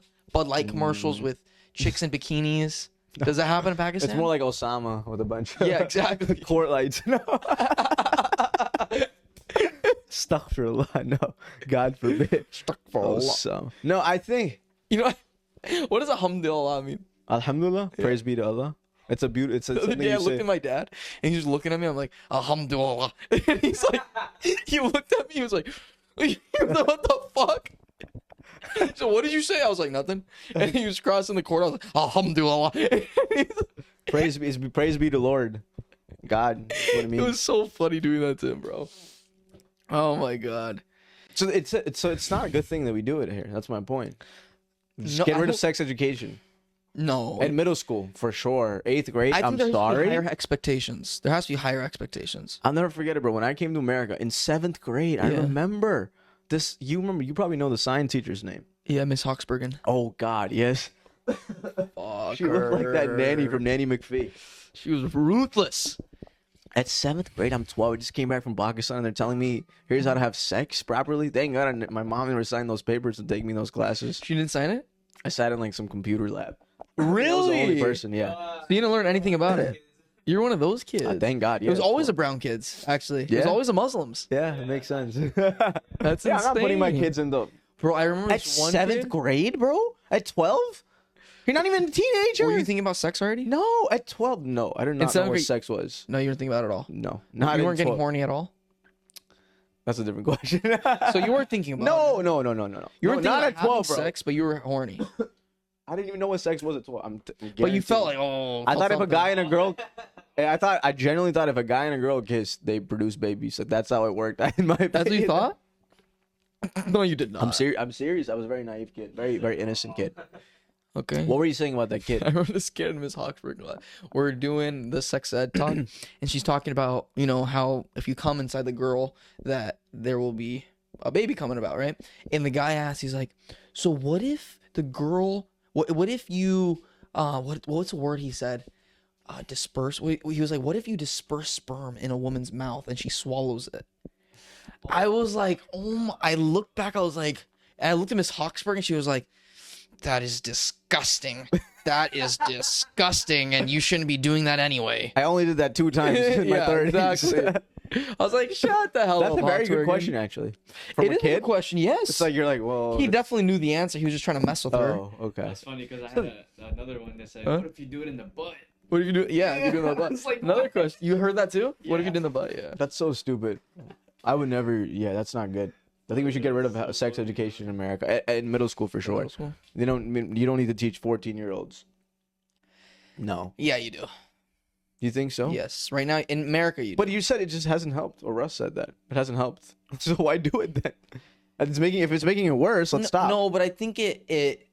So for females, I think it's better because I think guys are scoundrels. Okay, so and just they don't teach convince- guys then. Just tell women how to stay protected. Seclude. They'll get old, like Yeah, the way it's supposed to classic be. Muslim, bro. Let's separate the woman No. from the men. Let's do that. Yeah, but then you have an equality issue. What inequality issue? The women are the ones that are giving birth. So really, just tell them, give them tools. I'm not saying me. I don't care. I don't think we should have sex in marketing, I agree. right? But do you think? we do. But are you gonna put your kids in sex education in 7th grade? If you have a guy, you get 4 triplets. You know why I am? Why? Because there's a social expectation there. If you're not in that class, then kids think you're weird. No, but teach them to stand up to them. Oh, I understand that completely. Yeah. I want to teach my kid. Yeah. Yeah, stand up to them, great, but doesn't matter. Standing up to somebody doesn't mean anything if everybody thinks you're weird. Oh my God, this is such a great point. I would tell them you're just different. In a good way. You're not like retarded. You told somebody that?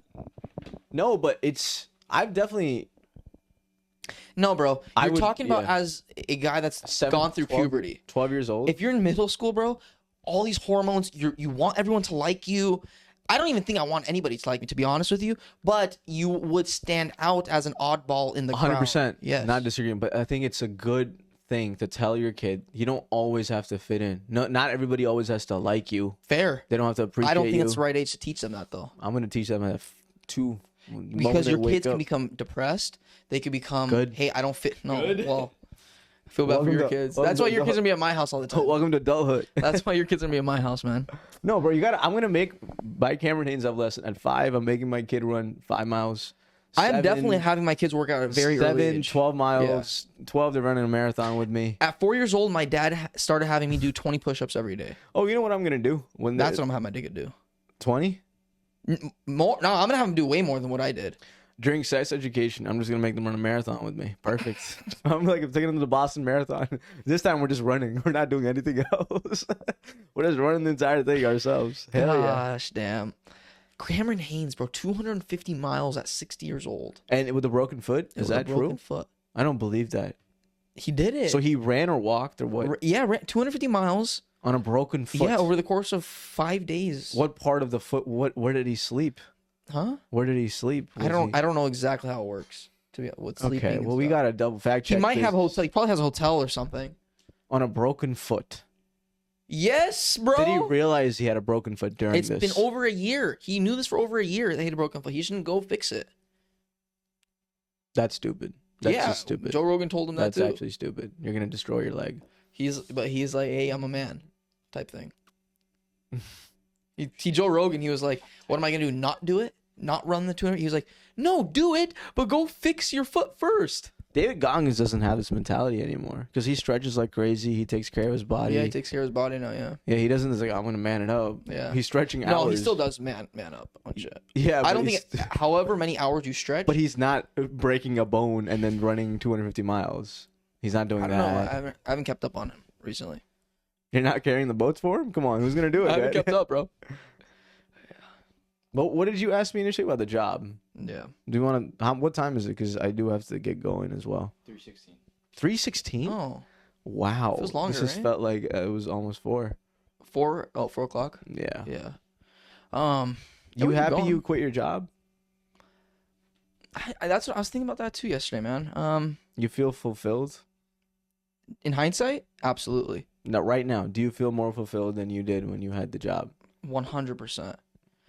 My biggest thing in life, bro, is I like to control my time. Sorry, not time. I like to have, that's been a big issue of mine, I think.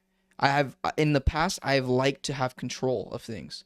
I like things to be a certain way. And thankfully, through a lot of lectures and I think failures. Lectures by my father. Okay. And failures on my own accord, that I've realized that I can only control myself. And I've learned that I can only control myself, right? And so I try to control anything that's in my power at any given moment of my life. Like, I didn't feel like I had any control back then. I had to wake up at 8 a.m. to do the stand-up thing, and I didn't want to do the meeting, this 8 a.m. Technically, I had to wake up at 7, right, to take my morning shit, shower, do the stand-up. But I was not doing that most of the days, right? I was waking up at 8 a.m., do the stand-up, getting ready, and then leaving for the day. Didn't feel like, I was like, fuck, dude, like, it's only 5 minutes, not a big deal, right? But I didn't have control of my morning, brother. Like, that's insane to me. Like, I'm waking up because somebody else is telling me I have to check in with them. Fuck you, bro. That's insanity, man. Like, I needed to do it. I had to save money in order to do something on my own, right? You had to save money in order to quit and, like, pursue something that you're passionate about. Money is very, very important. And, you know, if it wasn't for, like, if it wasn't for saving money, dude, I can't attribute any of my success at all to whatever success I had. I don't think I have much, but whatever thing that I have going for me to have happened, right? I remember my parents telling me, like, when I was young, they were like, dude, you don't go out, you don't spend any money, you're just saving. What are you saving for? What are you doing? And in my head, I'm like, I don't know. Honestly, in hindsight, when I was 17, 18 and I was doing this Uber Eats shit, Postmates, I didn't know what I was saving for. I just knew I had to get to $10,000. I knew I had to get to $10,000 in 1 year, and I was just going to do whatever I could possible to get to $10,000. That's all I knew. Mm-hmm. I didn't know why. I didn't know why I needed money or why I wanted money. I just knew, like, I wanted to have a lot of money by, like, within the next 10 years, right? And so that's all I could do. I've always been very shitty about getting jobs. Couldn't get one in high school at all. I applied to 50 jobs. Couldn't get any job in high school. So I was like, okay, I can do Postmates. At least I control my time. They're going to accept me. I can go, you know, whenever I want. Did it at night. And I was just like, I didn't know what I was saving for, bro. And like a couple years later, throughout college, did that. I did, what was the other thing? Not Uber Eats, but the one where you go to the Instacart.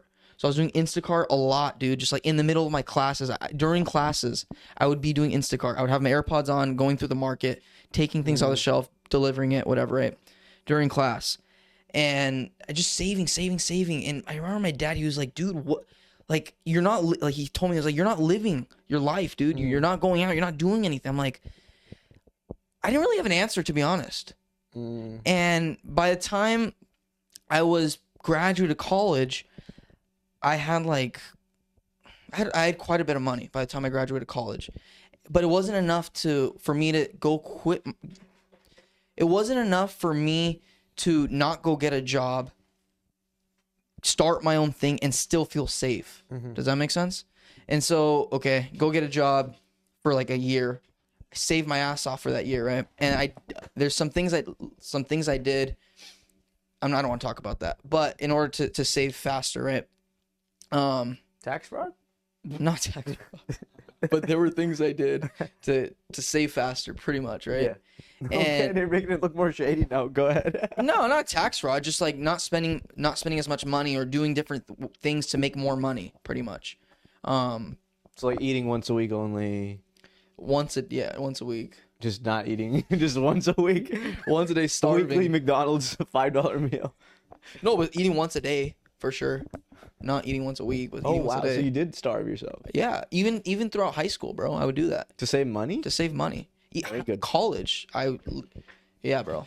If I wasn't getting food from the dorm or somebody making food at home, I wasn't going out and spending money. It was just like cereal or quesadillas or whatever, right? And then I think when I was finally ready to quit, I was just like, I don't even know if, in hindsight, I would have quit with that amount of money that I had at the time, to be honest with you. But I knew I just had to jump, dude. It was just I had to jump. I had to do something. And then, so my whole point in this is, this conversation my parents would have with me, I didn't know like the answer, what they were telling me, like to the question they were asking me was, right? But I just knew it was for something. In hindsight now, I'm like, if I didn't have that money, I would be fucking trapped right now, bro. I was able to free myself at 21 years old by just sucking it up, dude. All I was doing was focusing college and doing these shitty fucking jobs. And if I didn't do that, I wouldn't be able to be free. I wouldn't be able to run my own business, man. And it's like, God, thank God, bro. Thank God I listened to myself. If you don't have like self-autonomy, like you're able to be self-opinionated and you know what you have to do even though you don't know why, you will be trapped to the game, right? You will be trapped to the game. And man, that's been something that's been like, I've talked to Alexis about this quite a bit in the last few months. Like, thank God I didn't listen to anybody, dude. Thank God I didn't listen to them. Cause yeah, and at that time, like, I didn't know. I remember I had a conversation with you and your family about this smoothie thing. I was like, oh, I'm gonna go by the smoothie shop or whatever, but I'm gonna have to be there 7 days a week. And you were like, are you sure? I remember you saying that you're like, are you sure you want to be there every single day, 12 hours a day? And I remember you saying, you're like, of course, I'll go help you, bro. I'll go help you. But like, is that something you want to do? And I remember I'm like, I don't know what the fuck. I remember thinking in that moment, I was like, I don't know what the fuck I'm going to do now. Because that's not something I want to do. Really? I don't want to sit there 12 hours a day. Why are you making a trailer? Or you would rather just have somebody else? No, but now I have a trailer. Remember that conversation developed me thinking about mobile. That conversation helped me develop this mobile idea. Because I'm not trapped. Oh, you want to do a smoothie shop. Remember that shop I was going to buy? Yeah. I was going to buy that shop for 30 grand or 35 grand. And it was breaking even barely, dude. And I was like, oh, I believe in myself and my marketing ability. But again, it has nothing to do with that. Like, that was just a very naive thought. And thank God I talked to you guys. Thank God I had a lot of conversations with my dad, because if I had just believed in my ability, my marketing ability, I would have wasted 2 years of my life. Paladins would never been in existence, right? Make way more with Paladins than I would ever make in a smoothie shop, right? That's just the way food industry is. That's just the way it is. You have very it's hard. very, very difficult. Unfortunately, you can put so much time, but. And then I remember, like, fuck, okay, I'm gonna do this trailer then. And I don't know how I'm gonna do it. I remember thinking I'm gonna post up on the side of the streets, of the beaches. Hindsight, it's not gonna work either. It's just not gonna work. Everything has its time in life, dude. Like, I thought it was gonna happen and then it didn't end up happening. Thank God it didn't end up happening, to be honest, dude. Because I wouldn't have been prepared for it. I would have been shit out of luck, and I would have turned this thing into an event-only business. And it wouldn't have been like a full-time gig. I wouldn't have been able to equate Pallet Dude's income. I mean, sorry, not Pallet Dude's. My working income at the last job to this Fresh and Fit smoothies. Like, I wouldn't have been able to make that much money for it to substitute. Sometimes we don't realize that when something that we really want doesn't happen, it's not necessarily a bad thing. It could be a blessing in disguise. Yeah. If you just wait out and, think back and reflect. Like, I was thinking about this. Yeah. If I've spent so much time just like reflecting over the auditions I didn't get. And I was like, thank God I didn't get it, because if I did in the first year that I started, okay, I would have made money, and sure, it could have been like. But you never stumbled on comedy. Well, not just that. I would have never been able to think about cricket seriously. I would have never even, if I was making $150K or $200K from. You never thought about cricket. I was like, no. What is cricket? Yeah, fuck cricket. Yeah, I would have never. So it's like, whatever happens in life, bro, just take it one step at a time. Natural progression is a huge lesson, bro. Read The Alchemist. Sincerely, people should read The Alchemist. It will help them figure.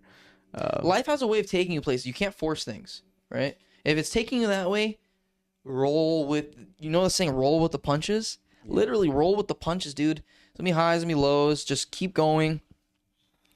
And that's something I've learned, man. I don't know why. Last year I didn't think about this as much, dude. But this year I'm thinking about it way more. And I feel like people forget. Like, I'm thinking about like Mark Zuckerberg days, Steve Jobs days. I feel like even how successful they are now. I don't think they remember those days that they were in the fucking basements. We have short-term memories. We forget everything. Short-term memory, man. Yeah. And I don't know if it's a good thing for me to remember these days. God willing, I'm successful like that one day. But I don't know if it's a good thing for her to remember those days or a bad thing, but I think it's important still. It gives you gratitude. That's the Yeah. only way to stay humble. Because if you forget where you came from or how hard it was, you will have no perspective.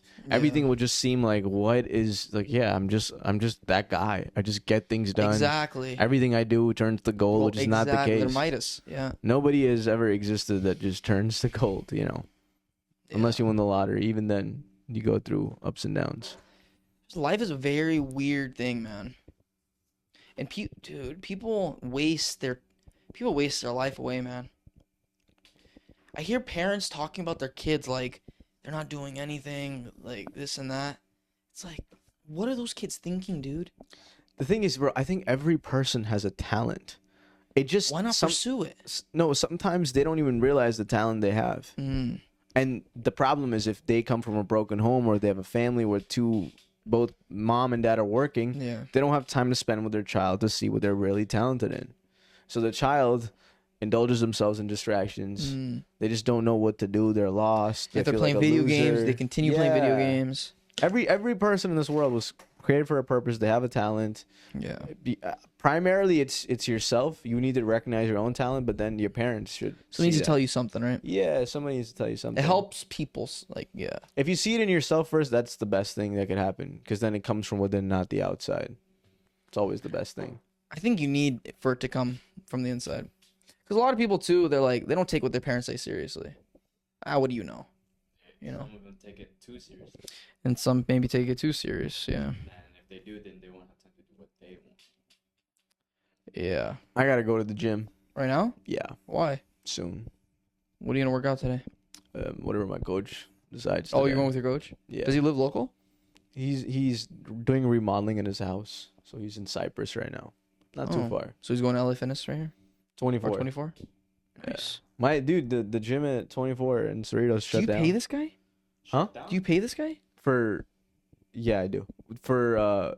No, not permanently, bro. It shut down for The 24 hour? remodeling. Yeah, near my house, the mall. Oh. Why is that one not 24? It's not actually 24 hours. Not 24. So But it's bad. fine. So bad. It works. That's for literally their name. Yeah, That's I wish it bullshit. was. I think a lot of Yeah. 24-hour fitness are not 24. Used to be. It's a cool name, the 24-hour fitness. So you guys pay this guy monthly, or you pay this guy by the lesson, or by the workout? Monthly. Monthly. Yeah. And But he's the coach val- working out with you. Well, no, we It's all included? train, we do everything. We do a lot of stuff, man. It's worth it. And I've seen the improvement myself. Really? It's kind of crazy, yeah. Wow. Alhamdulillah. Hit your bowling. Alhamdulillah. Hit your bowling. How do you say it again? Alhamdulillah. Alhamdulillah. Praise be to Alhamdulillah. Lord. Praise be to God. Alhamdulillah. No, Like you don't that. say it like that. Alhamdulillah, man. That means God is the greatest. Yeah. All right, guys. All right, man. I'll see you guys.